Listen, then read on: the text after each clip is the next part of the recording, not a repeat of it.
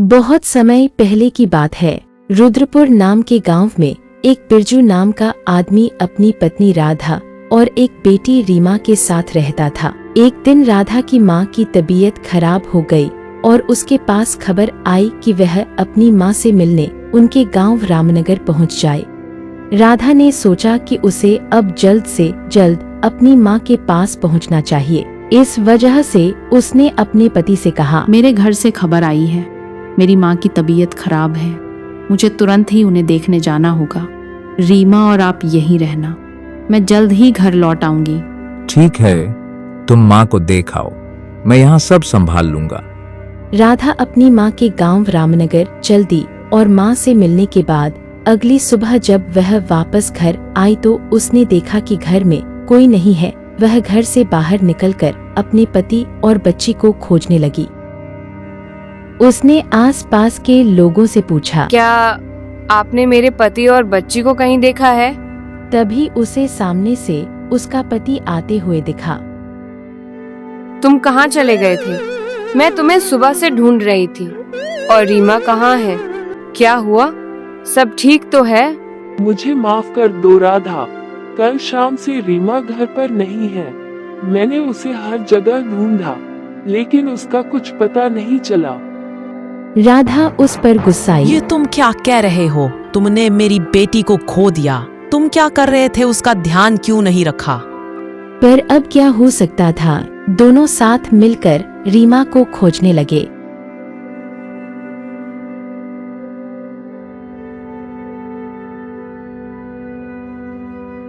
अचानक उन दोनों के रास्ते में उस गांव का एक तांत्रिक आ जाता है।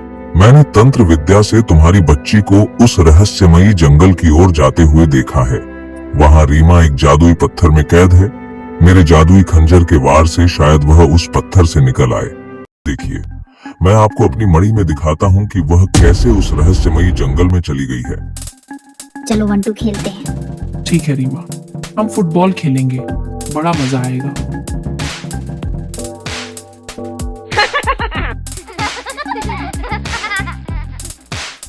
अरे ये क्या रीमा, तुमने तो फुटबॉल को इतना ऊंचा उड़ा दिया। कोई बात नहीं बंटू, मैं अभी उस फुटबॉल को खोज कर लाती हूँ। और इस तरह वह उस रहस्यमयी जंगल में चली जाती है। इस जंगल में उसने एक शापित पत्थर को छू लिया है, जिस वजह से वह अब उस शापित पत्थर में कैद हो गई है। महोदय, क्या आप हमें उस पत्थर के शापित होने का रहस्य बता सकते हैं? ठीक है, मैं उस समय में जाने की कोशिश करके देख सकता हूँ। अपनी तंत्र विद्या से मैंने पता लगाया है कि प्राचीन काल में लोग उस जंगल में उस पत्थर को देवता स्वरूप मानकर उसे पूजते थे, लेकिन कुछ उच्च कोटि के लोगों ने इस पूजा का विरोध किया। बात अगर यहीं तक सीमित होती तो कोई घटना नहीं घटती, लेकिन बात तब बढ़ गई जब उन्हीं लोगों ने उस पत्थर को वहां से हटाने के लिए उस पर प्रहार किए, जिस वजह से पत्थर के देवता ने रुष्ट होकर शाप दिया कि अब से जिस किसी ने इस पत्थर को स्पर्श किया तो वह इसी पत्थर में कैद हो जाएगा। बिरजू, तब से वह जंगल वीरान है और यही उस जंगल से जुड़ा रहस्य है। ठीक है महोदय, तो अब हम किस प्रकार से अपनी बेटी तक पहुंच सकते हैं? चलो, मेरे जादुई कालीन के जरिए हम उस रहस्यमयी जंगल की ओर चलते हैं। तांत्रिक बिरजू और राधा जादुई कालीन पर खड़े होकर रहस्यमयी जंगल की ओर उड़ने लगते हैं।